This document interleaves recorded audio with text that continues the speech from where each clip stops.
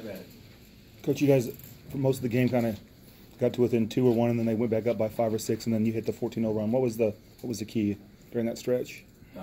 You know, they controlled the game, and we just kind of hung in there, I thought. And, you know, we didn't let them. I think 8 was the biggest they got, and I could be off. But they were definitely in control, even though, you know, we kept it within arm's length. And then I don't know if it was the under 12 timeout or timeout around 10 minutes, and then we go from down 4, I think, to up 8. Or whatever, down 6 to up 8, and you know, that was enough to get us to the finish line, even though they came back and tied it. Bill, in the first half, you know, they were ball screen, you're getting some open threes. Started switching in the second half. How much did you think that helped you? What we did was we switch a lot, but we tried to keep Devon on Bab. So we didn't switch with him, and then we switched with everybody else. And it wasn't great, obviously, because they were able to post our guards a little bit. But I thought for the most part the guards fought them pretty hard in the post, and we got called for a couple of fouls down there. But for the most part, I thought we did a pretty good job on that. It looked like that Devon on Bab tonight bothered Bab certainly more than in the first game.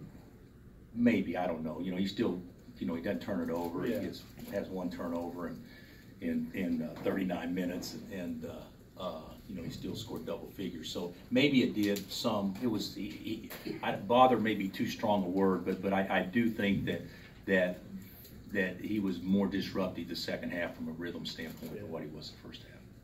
And how about him flipping in 48 hours from 7 turnovers in West Virginia? Yeah. You know, that's what drives me nuts about this team, is that, you know, you would think in a high pressure game like tonight would be the night that you may get excited and turn it over, and you know, we did it that way in Morgantown. But we're gonna have moments like that, and especially when we're as young as we are. But yeah, he was really good, and of course LeGerald made a huge shot and played well, but you know, the 2 players of the game obviously was Marcus and Dietrich. They were both great. Dietrich's 3, were you happy with being able to get it to him there late? I was happy it went in. Yeah, I was really happy. But you know what? He's a good shooter. His shoot around the day, he was jacking around because we were trying to, you know, get into our little practice part of our shoot around, and he kept shooting because he made like 14 in a row, and so, you know, I was hopeful that, you know, that would translate to tonight, and even though he only made 2, he's 2 for 2, so.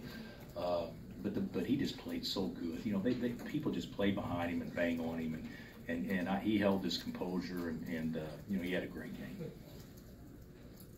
When Marcus drove in the second half, what do you think's been maybe different? It seems like he's doing it more lately. Well, I think he's more confident. Obviously, when you're more confident, you're going to do those things. But you go back and watch the tape. Devon Dotson got him many of those drives. He drives, force a little help, and now when you throw the ball to Marcus, now they're closing out of control or whatever, and he was able to get to his right hand quite a bit. He got to his left hand some too, but didn't finish quite as well with his left. But yeah, Marcus is playing at a pretty high level. You know, he's the best player we had in the West Virginia game as well. So I'm happy to see that. But we shouldn't judge him on how many points he scores. We should judge him on if we win or not, because that's who he is. I mean, he's to make winning basketball plays, and he did a lot of those tonight. Marcus also said that maybe Silvio in practices has been helping him kind of improve as a finisher. Have you seen that maybe team-wide or just with Marcus? These guys, you know, but the thing about it is with Silvio, when he plays on the scout team, he tries to block every shot. So yeah, it would obviously help you trying to finish over an athletic guy. You know, we don't have bigs without Doak out there. We don't have bigs like that. So Silvio's by far the most athletic guy that he could go against in practice. So that's probably a very true point. Bill, what do you think of Dotson's performance at the end at the line? It's good. You know, he missed one, but you know, I like him on the line at game point. And, you know, he did a good job getting open. We threw the ball to our best free throw shooter. You know, a little bit different than we've done in the past. And yeah, I thought he showed some poise there late to knock them down. Did you like the lift that Ochai gave you in the first, KJ in the second? Yeah, well, yeah, I thought that Ochai was really good early, and we were still behind.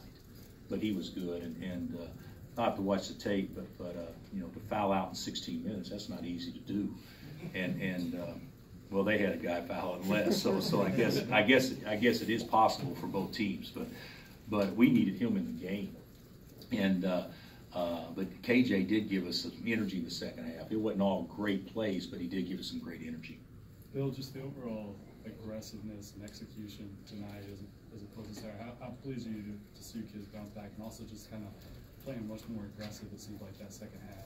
Yeah, I think you're right. I thought we've had some talks since Saturday, and you know, we got to become a team. You know, people can say what they want to.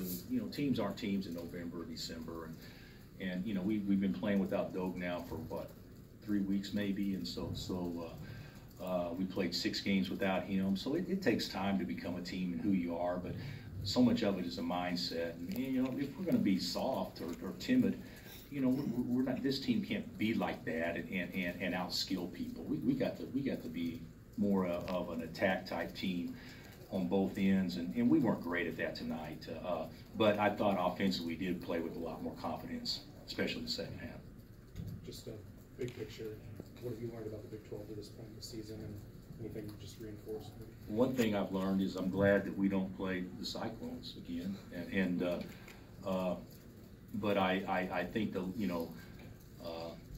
us letting one slip away Saturday obviously could loom large late, but everybody's going to let one slip away in this league. It's too good. Iowa State could say the same thing. They let the K-State game slip away. Everybody is going, you know, everybody's going to be able to say something like that, and so, you know, 5-2 right now isn't what we hoped we would be, but certainly it looks pretty good considering you know, how stiff the competition is. But it's too early. It doesn't really mean that much right now. But you know, you need to hold serve at home and then figure out a way to steal some on the road. And we've been real fortunate to be able to hold serve at home.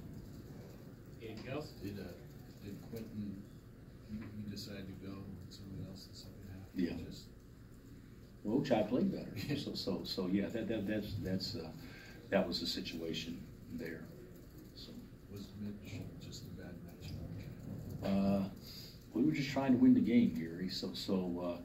Did you guys ask Steve why he didn't play his guys more minutes or whatever?